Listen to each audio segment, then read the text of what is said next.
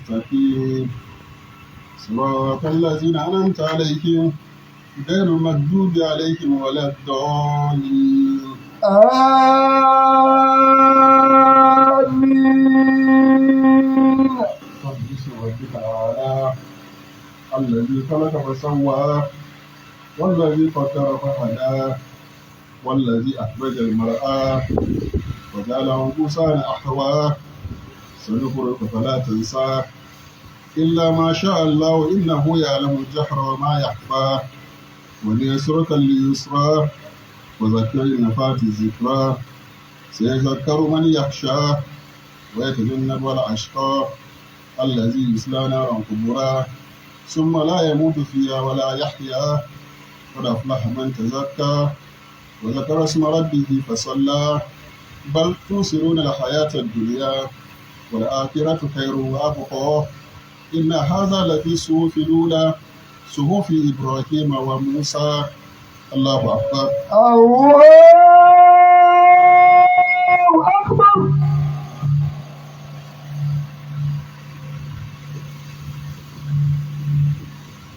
سمع الله لمن حمده. ربنا ولك الحمد.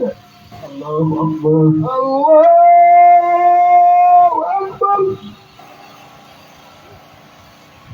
الله أكبر. الله أكبر. الله أكبر. الله أكبر.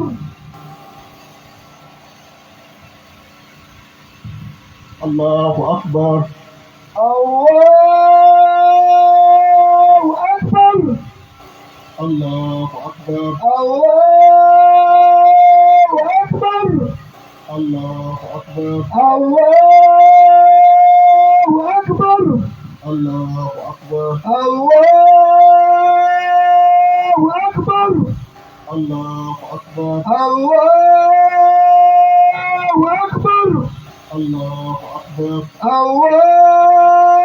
الله أكبر. الحمد لله رب العالمين الرحمن الرحيم مالك يوم الدين إياك نعبد وإياك نستعين اهدنا الصراط المستقيم صراط الذين أنعمت عليهم غير المغضوب عليهم ولا الضالين آمين. والشمس والضحاها والقمر إذا تلاها والنهار إذا جلاها والليل إذا يغشاها والسماء وما بناها والأرض وما طحاها والنفس وما سواها فألهمها فجورها وتقواها قد أفلح من زكاها وقد خاب من دساها فزبر ثمود بتقواها إذ انبعث أشقاها وقال لهم رسول الله ناقة الله وسقياها وكذبوه وعقروها فدمدم عليهم ربهم بذنبهم فسواها ولا يخاف عقباها. الله أكبر. الله أكبر.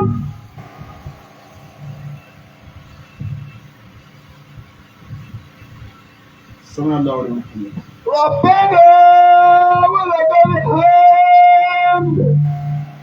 الله أكبر. الله أكبر. الله أكبر. الله أكبر.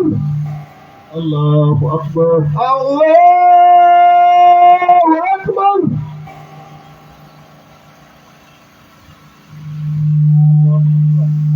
الله أكبر.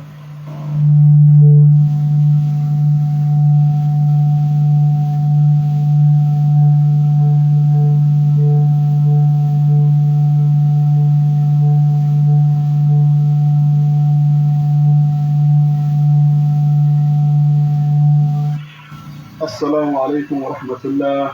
السلام عليكم ورحمة الله. السلام عليكم ورحمة الله. السلام عليكم ورحمة الله. Báwo nínú gbogbo wa tí a wà ní ìjókòó nígbà tí kírun yẹn, a wà ní ìjókòó tí òun ti ṣe kú bàtà, ẹ̀dá kó wà ní inú òun tí a wá kí bọ́lọ̀ Allahu Akbar Allahu Akbar Allahu Akbar. لا إله إلا الله والله أكبر الله أكبر ولله الحمد الله أكبر الله أكبر الله أكبر لا إله إلا الله والله أكبر الله أكبر ولله الحمد الله أكبر الله أكبر الله أكبر لا إله إلا الله الله أكبر الله أكبر ولله الحمد. أعوذ بالله السميع العليم بسم الله الرحمن الرحيم. إن الحمد لله نحمده ونستعينه ونستغفره ونعوذ بالله من شرور أنفسنا ومن سيئات أعمالنا من يهده الله فلا مضل له ومن يضلل فلا هادي له وأشهد أن لا إله إلا الله وحده لا شريك له وأشهد أن محمدا عبده ورسوله صلى الله عليه وسلم والصلاة والسلام على رسول المبعوث رحمة للعالمين. الله أكبر الله أكبر الله أكبر الله أكبر كبيرا والحمد لله كثيرا وسبحان الله بكرة وأصيلا. أما بعد وخطبتنا اليوم تدل على تعظيم عيد الأضحى. عباد الله يرحمنا الله أن هذا يومكم هو يوم الحج الأكبر وهو عيد الأضحى ووصف بأنه يوم الحج الأكبر لأن أكثر أعمال الحج تقع في يوم الجمعة والنحر وحلق وطواف الإفادة وهو ركن الحج. الله أكبر الله أكبر الله أكبر كبيرا والحمد لله كثيرا وسبحان الله بكرة وأصيلا. أيها المسلمون عباد الله إن سنة في هذا اليوم أن يذبح المسلم أضحيته بعد صلاة العيد وهي تقرب إلى الله. قال تعالى بسم الله الرحمن الرحيم لن ينال الله لحومها ولا دماؤها ولكن يناله التقوى منكم كذلك سهرها لكم لتكبروا الله على ما هداكم وبشر المحسنين. الله أكبر الله أكبر الله أكبر كبيرا والحمد لله كثيرا وسبحان الله بكرة وأصيلا. يا أيها الذين آمنوا اتقوا الله حق تقاته ولا تموتن إلا وأنتم مسلمون. Adúpẹ́ fún Ọlọ́run ọba àlejò ọlá ọba tó tún dá ẹ̀mí wá sí ibi ilé àtijọ́dún yìí.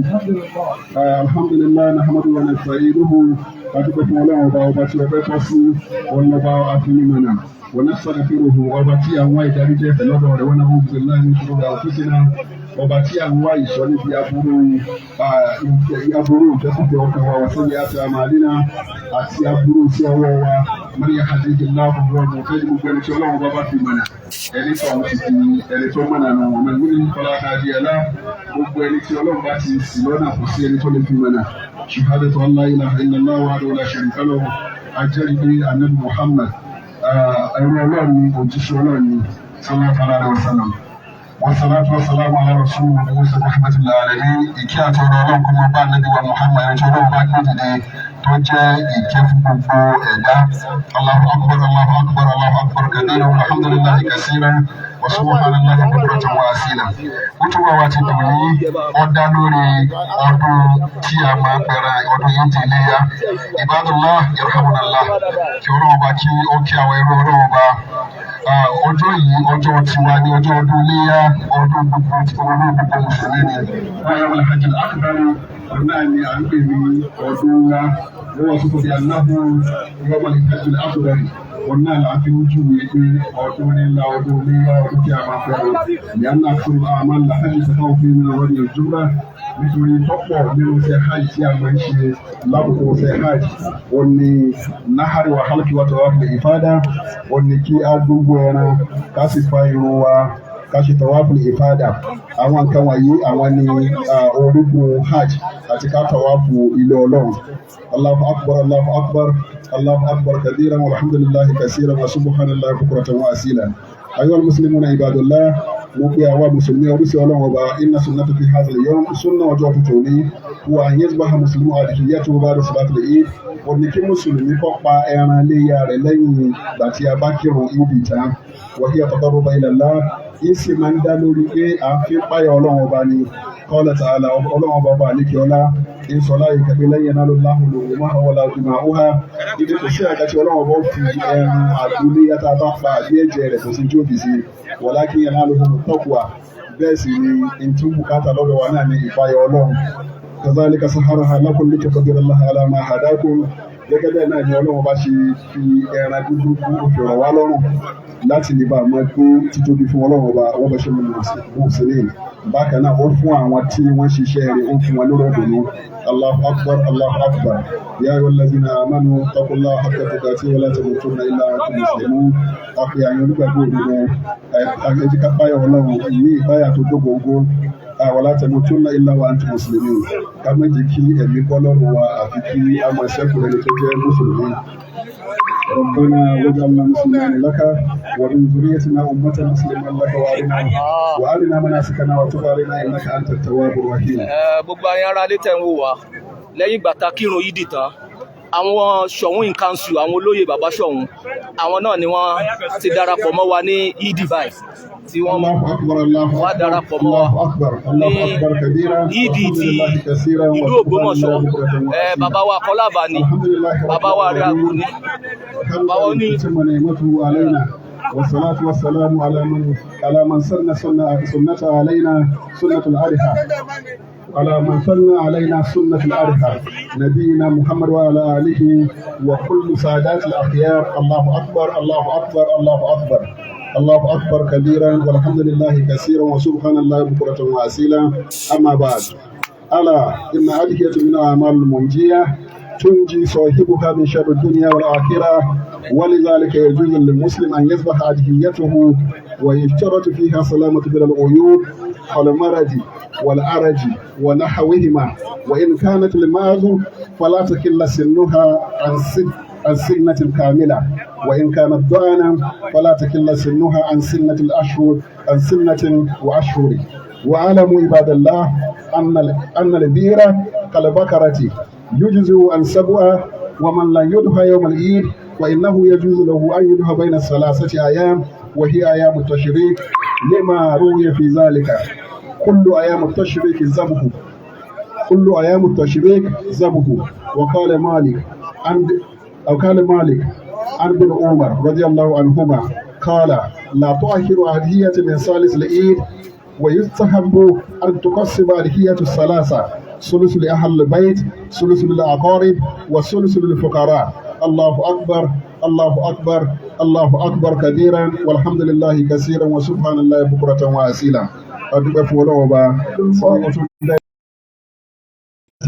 tó bá jẹ́ ewúrẹ́ lèyàn bá fẹ́ pa ọgbọ́dọ̀ kéré sí ewúrẹ́ ọmọ ọdún kan tó bá dẹ̀ jẹ́ pé àgbò bá ní òun náà gbọ́dọ̀ pọ́dún àbí kó ní lọ́dún tó bá jẹ́ pé màálù bá ní àti màálù àti ràkúnmí bákan náà ni wọ́n ṣe rí níbi iléyá pípa èèyàn méje a máa so mọ́ màálù kan kí wọ́n fi pa léyá èèyàn méje a máa so mọ́ ràkúnmí kan kí wọ́n fi pa léyá bákan náà ọdún léyá tí èèyàn bá rí ẹran pa ní irú ọjọ́ tòní àwọn ọjọ́ mẹ́ta kan láti ọjọ́ tòní ọ̀la ọ̀túnla àwọn apè ní ayamu tashrik ó lẹ́tọ̀ọ́ fún ẹni tí ó bá lágbára lónìí tí Ọlọ́run bá ṣe agbára lọ́la ó pa ẹran léyá rẹ̀ tó bá dọ̀la tí agbára ò bá tì í sí tọ́lọ́ bá wá ṣe gbígbà sí irú ní ọ̀túnla èyí á máa pa ẹran léyá kọ́lọ́ jẹ́ kí aṣọ́dún ayọ̀. إن الله يأمركم بالعدل والإحسان وإيتاء ذي القربى وينهى عن الفحشاء والمنكر والبغي يعظكم لعلكم تذكرون Ọlọ́run ọba apẹ̀yìn sí Ọlọ́run ọba pa wá láṣẹ يأمر بالعدل والإحسان ó pa wá láṣẹ láti máa ṣe déédéé ká sì máa ṣe dọ́gbandọ́gba وإيتاء ذي القربى ká sì máa ṣe àrànṣe fún àwọn alásùnmọ́ وينهى عن الفحشاء والمنكر Ọlọ́run bá sì pa wá láṣẹ ó kọ̀ fún wa láti máa ṣe àlùfàṣà àti tí ọkàn bá kọ̀ wàlúbágì àti tẹ̀m̀bẹ̀lẹ̀kù ya'idhukum la'allakum tadhakkarun Ọlọ́run bá tí a bá ti gbé tẹ̀m̀bẹ̀lẹ̀kù sílẹ̀ tá a sì gbé àwọn ìwà àbàjẹ́ sílẹ̀ Ọlọ́run ti gbé wa pé gbogbo ilé ìta sọ yìí ìkìlọ̀ ni kí Ọlọ́run bá lè kí ọlá ó lè bá lékún dáadáa wa ó sì máa rántí wa ṣe dáadáa Ọlọ́run ṣàlékún dáadáa ó kálukú wa Ọlọ́run jẹ́ kí a sọdún ayọ̀. A takaice da Allah za mu ɗan tarjuma da harshen Hausa mun gaishe da mutanen maza da mata da Allah ya sake sada mu a wannan wuri ubangiji Allah ka maimaita mana ka samu ka tabbatin madada. Mun dan yi magana akan yankar injin layya, ubangiji Allah ka ba mu iko. Kuma yankar injin layya ana yi da akuya ko kuma bunsuru ko cinkiya ko rago, haka kuma ana yi da sa ko rago. Idan mutum zai amfani da sa zai iya amfani, mutum 7 za su iya haɗuwa akan sa ɗaya, mutum 7 akan raƙumi guda. Kuma idan za ka yanka akuya ko cinkiya dole ya kasance cewa ta shekara ko kuma ta wuce shekara, kada ta yi ƙasa da shekara guda, kuma kada ta zama cewa tana da nakasa ko wani rashin lafiya. Haka kuma ga injin layya ana yin shi ne saboda takwa, ba wai don ana so a yi nunin cewa a yi gasan yanka rago ba, ce na yanka babba ko na yanka karami tsakanin a cikin unguwa. Haka kuma idan mutum ya yanka an so mutum ya raba abin da ka yanka, ka raba shi kashi 3, kashi 1 mutanen ku na gida, kashi 1 makauta, kashi 1 kuma masakai. Ubangiji Allah ka ba mu iko yin layya, ubangiji Allah kuma ka ba mu lada. Waɗanda ba samu suka yi ba, ubangiji Allah ka ƙara rufa mu kowa asiri, ka ba mu zaman lafiya da zaman lafiya a ƙasar mu Najeriya. Assalamu alaikum warahmatullahi wabarakatuh. Mo kí gbogbo àwọn jàmáà lọ́kùnrin lóbìnrin lọ́mọdé àti lágbà tí Ọlọ́run tó ń sọ wá di ọdún ilé àti tòní. Gbogbo àwọn tí wọ́n ti rìn àjò wá sí ilé láti wá sọdún ilé, Ọlọ́run kó bá wa sọ, Ọlọ́run sì sọ wá ní láyọ̀ àtàláfíà, Ọlọ́run kó bá wa sọ kálukú padà sí ààyè rẹ̀ ní ayọ̀ àtàláfíà. Bàbá wa Gọ́vnà Olúwaṣèyí Mákindé, gómìnà ìpínlẹ̀ Ọ̀yọ́ state, Ọlọ́run kó bá fún wọn lọ́wọ́, kó fún wọn ní àṣeyọrí ayọ̀ ní orí ìjọba tí wọ́n wà. Mo kí bàbá ọba Gánjí Afọlábí Ọlọ́ọ̀yè Olúmọyẹkẹ ẹlẹ́ẹ̀kẹta. À ń rí bàbá, à ń rí wọn nírè ìdùnnú, à ń rí wọn nírè ayọ̀. Kọ́lọ́jà máa rí, kọ́lọ́jà máa bí wọn sí dáadáa, kọ́ bá wa fún wọn lẹ́nu ìgbìmọ̀ àtàláfíà ara. Honorable chairman wa ní Ògbómọ̀ṣọ́ North local government, àti wọn kọ ọdún, àti gbogbo àwọn chairman local government mẹ́rẹ̀ẹ̀rin tó ṣẹ́kù, Sùúrùlérè, Sáùtì, Àjáàwá àti Ògbólúwa, gbogbo àwọn chairman náà pátá. Ọlọ́run jẹ́ kí ó kálukú wá sọ́dọ̀ ayọ̀.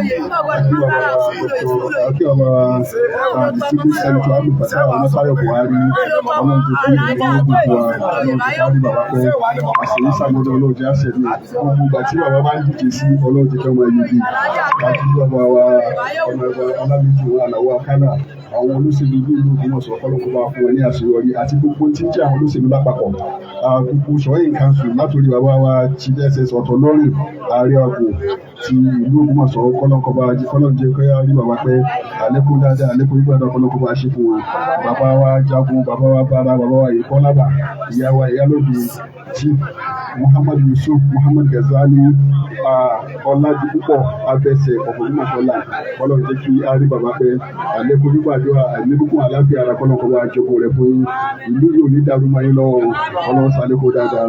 Àwọn gbogbo àwọn baálẹ̀ tí wọ́n wà láyé pẹ̀lú wa, bàbá wa Onípàkí Ọ̀tán, baálẹ̀ Bàpà, bàbá wa Alábẹ̀dẹ̀, ààrẹ Alásà, ààrẹ ìlú, ààrẹ Ọ̀gbẹ́nà, Oníyàpò, Alábà, Alájẹ, Ìbà Búbúdé, bàbá Olúkòsè, Alárùjẹ, Onílọ́ta, bàbá wa Alápò, Ọ̀gálá, Alájì wa Sùlẹ̀mán Ẹ̀gẹ̀jì, Ọlọ́run jẹ́ kí á rí bàbá náà pẹ́. Àwọn fún wa lọ́wọ́ ní gbogbo ìgbà, ní gbogbo ọjọ́, Ọlọ́run kó bá wa fáwọn náà lọ́wọ́. Ìyá wa Ìyálóde, bàbá wa gbogbo àwọn Ṣọ̀ún ruling council, gbogbo ìdílé Ṣọ̀ún lápapọ̀, gbogbo àwọn mọ́gàjì pátá, gbogbo ọlá kíkó ọdún. Bàbá wa mọ́gàjì Ọláòyè, bàbá wa mọ́gàjì Abúrúmọ́kù, mọ́gàjì Gbágun, mọ́gàjì Bọ́láńtà, mọ́gàjì Ọdún Arò, gbogbo àwọn ọmọ wa lọ́kùnrin lóbìnrin, gbogbo apáta ìyá kíkó ọdún, Ọlọ́run jẹ́ ká rí yín pẹ́. Ìyá wa Ìyálọ́jà, Ọlọ́run jẹ́ ká rí ìyá, Ọlọ́run jẹ́ ká rí wọn pẹ́. Àlékún ìdùnnú, àlékún ayọ̀, Ọlọ́run wa ṣe fún gbogbo yín. Gbogbo ìmọ̀wé council lápapọ̀, gbogbo apáta la kí á kú ọdún, Ọlọ́run jẹ́ àṣẹ mi. Gbogbo ẹgbẹ́ rátìbí, ìdókòmíọ̀, OMC, lọ́dún tó tún là ìmà, Muslim Justice Forum, Special Committee on Islamic Affairs, lótòrí bàbá wa ààrẹ Mùsùlùmí, bàbá wa Bàṣọ̀run, bàbá wa Sojú, bàbá wa Prince Abdulaziz, Ọlábìnrin, Alhaji Ishaq Wasa, Engineer Robin Bello, àti gbogbo àwọn ilé tí ó jẹ́ Special Committee on Islamic Affairs, lọ́kùnrin wọn lọ́bìnrin wọn, kọ́lọ́nkọ́ bá ṣàlékún kú lọ́wọ́ fún wọn. Wọ́n dúró tì wọ́n kú lọ́wọ́, kọ́lọ́nkọ́ bá fún wọn náà lọ́wọ́, kó bá fún wọn lẹ́nu ikú àtàlábíà ara. Gbogbo kàlífà Mùsùlùmí, Sheikh Muhammad Awwal Àyìnlá Àgbẹ̀sẹ̀gà, bàbá wa Mufti Ọ̀yọ́ State, bàbá wa Fáàmù Ulama, bàbá wa Bukadal Muwaizi, kọ́lọ́nkọ́ bá fún wọn ní àtàlábíà. Bàbá Látúnṣe, bàbá wa Ìmáàmù Sábó, kàlífà méjì yẹn wà, ọba Sábó, architecture ara, kọ́lọ́njẹ́ àrí bàbá pẹ́, wọ́n kú ìlú lọ́wọ́ lọ́pọ̀lọpọ̀, kọ́lọ́nkọ́ bá fún wọn náà lọ́wọ́. bàbá wa Alhaji Kamalidin Òtúkókó aka kọ́lọ́kọjá rí bàbá pẹ́ ìyá wa Ummul Faida Sayida Ìdáyà àwọn sections àwọn olóbìnrin kọ́lọ́jẹ́ká rí wọn pẹ́ Sayida Halima Saad Ali Sarumi àti gbogbo àwọn lóbìnrin tí wọ́n ń kún ẹ̀sìn lọ́wọ́ nínú ìlú Ògbómọ̀ṣọ́ pàápàá jùlọ àti ẹlẹ́hà wa ní ìkúmọ̀ èkó kọ́lọ́jẹ́ká rí wọn pẹ́ gbogbo àwọn tí wọ́n ti lọ tí wọ́n jà wá ti ẹni tàná kọ́lọ́kọ́ba àforíjọ kọ́ba àforúkẹ́ wọn látòrí bàbá wa bàbá Ṣọ̀ún ti tàná kọ́lọ́kọ́ba àforúkẹ́ kọ́ba àgẹ̀dẹ̀ fún wọn kó ṣàlékún ìkẹ́ àti ìgẹ̀ fún wọn àti gbogbo àwọn ìmáàmù ti tàná bàbá ìmáàmù Maruf Lágbógodé bàbá ìmáàmù Mahmood Láìlára bàbá Abdulrahman Banko bàbá Salawudeen Adu ìmáàmù Musa Ògúnmọ̀ Èkó bàbá Hamza Aláwìyé bàbá wa ìmáàmù Àṣàfà bàbá wa Yarda bàbá Alálùbáríkà bàbá wa Fíjú bàbá wa Adi Falansa Bashir bàbá wa Muhammad Bashir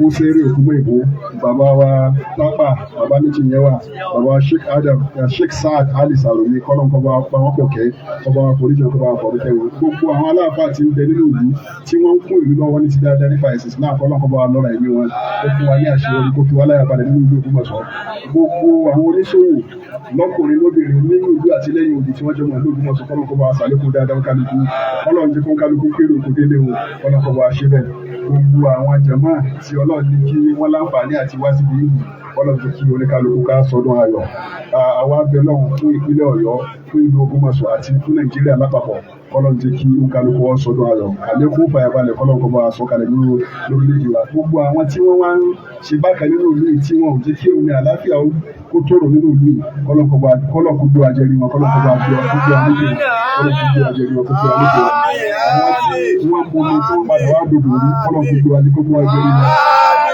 اللهم ربنا آتنا في الدنيا حسنة وفي الآخرة حسنة وقنا عذاب النار ربنا لا تزغ قلوبنا بعد إذ هديتنا وهب لنا من لدنك رحمة إنك أنت الوهاب اللهم ربنا آمنا في أوطاننا وول علينا خيارنا وأيد بالحق أولياء أمورنا وحقق الأمن والاستقرار في بلادنا اللهم ربنا أغفر للمسلمين والمسلمات والمؤمنين والمؤمنات أحياء منهم وأمواتا وارحمهم وعلى كل شيء قدير وصلى الله على سيدنا محمد وعلى آله وسلم سبحان ربك رب العزة عما يصفون والسلام على المرسلين والحمد لله رب العالمين.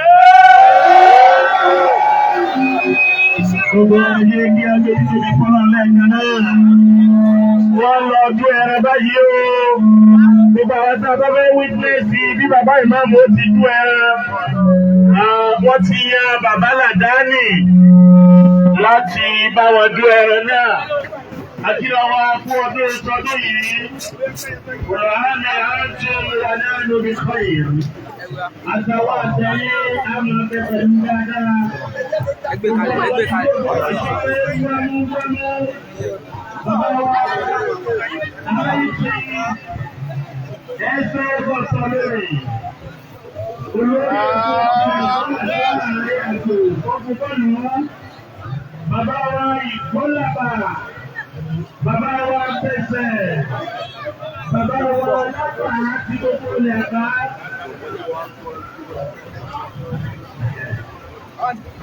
Bàbá wa oníkóṣe, wọ́n ti lọ àbẹ́kọ̀ wọ́n ti dúró ẹyà rẹ̀. Ó bá bọ́ lọ́wọ́ dúró ẹ̀ ilé.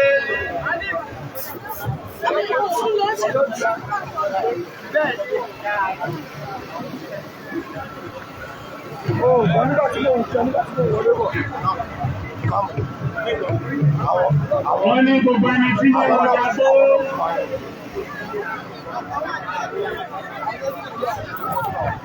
Àárín ní bá. Ìyàwó ìlú jẹ́ bàbá wọn tó wọ́n ní. Abẹ́rìn ni o. Abẹ́sà ní jẹ́jọ́. Bàbá wa lákè. Gbogbo àwọn ọmọ lọ́kùnrin, gbogbo àwọn àjímọ́jáde. Yóò jẹ́ sí ọkọ̀ aládìwá Kàmáàlù tí.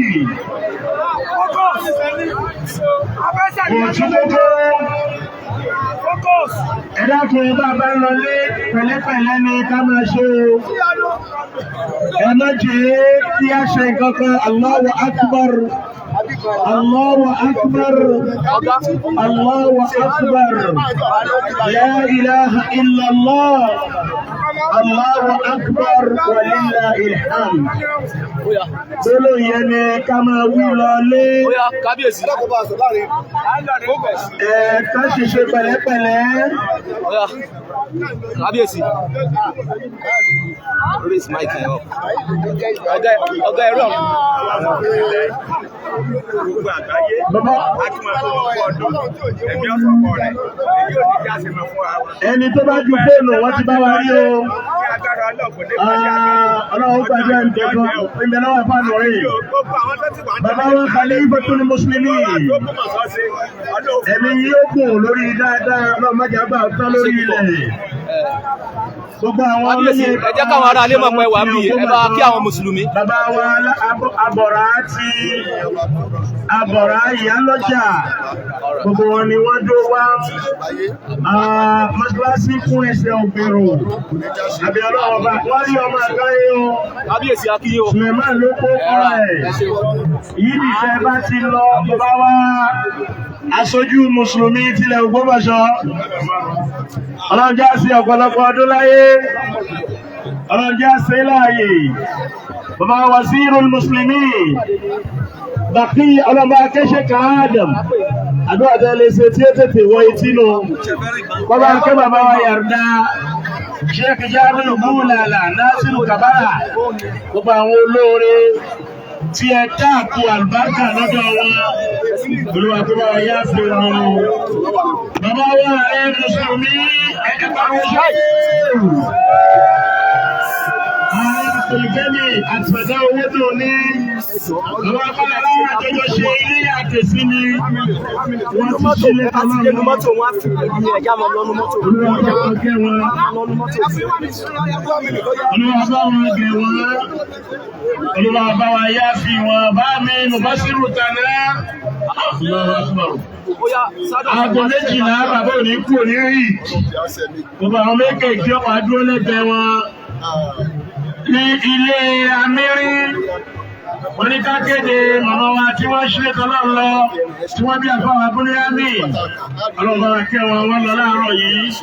Ìyàwó arábì á tù òfégún. Àwọn náà lọ ní jẹta gbogbo ògúnlé márápá. Ọlọ́run kó kẹ́ wọn ògúnlé ẹ̀wẹ́.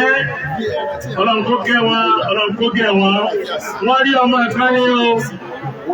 All security apparatus are recognized, ranging from the DSS, ẹni tó bá jù bàtà nù àti inú ìtura àwẹ̀, ẹni tó bá wà rí èèyàn dáadáa ni wọ́n ti fi bàtà yẹn kalẹ̀. Tí èdè bá ti tóbi, wọ́n máa lọ gbé arọ́ mọ́.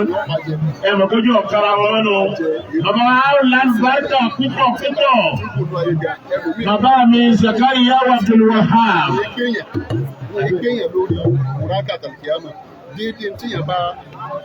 Àwọn Lálùbáríkà púpọ̀ púpọ̀. Mọ̀sára Olúwa bá wa kẹ́ wọn. Ọgbọ̀ ògúnlé mọ́bẹ̀rí ilé ìfẹ́dẹ̀gbò àwù. Èyí tí wọ́n dákọ̀ gbogbo lé Ọlọ́run ti dákọ̀ lé ìlú wa náà. Ọlọ́run tó bá pa gbogbo wọn pọ̀kẹ́ o. Wọ́n ọmọ yẹn sì wà ń bíbà ẹ tó bá ní ọmọ. Wọ́n mú NIN ọmọ yìí wá àti NAFDAC ẹ̀. Professor Akiye Dr. Tajudeen.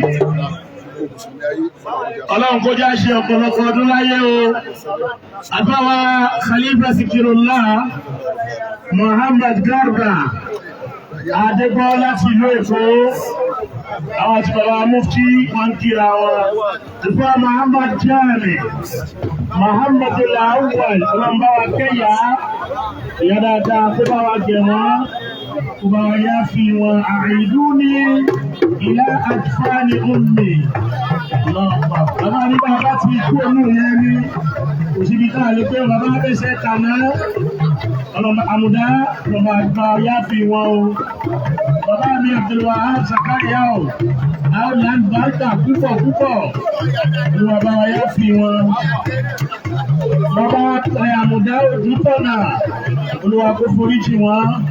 Lẹ́ẹ̀kan sí bàbá Muhammad al-Bashir. Bùsàrí Ọláyíwọlá. Òkúnmẹ́ Èkó. Ọlọ́run kó yá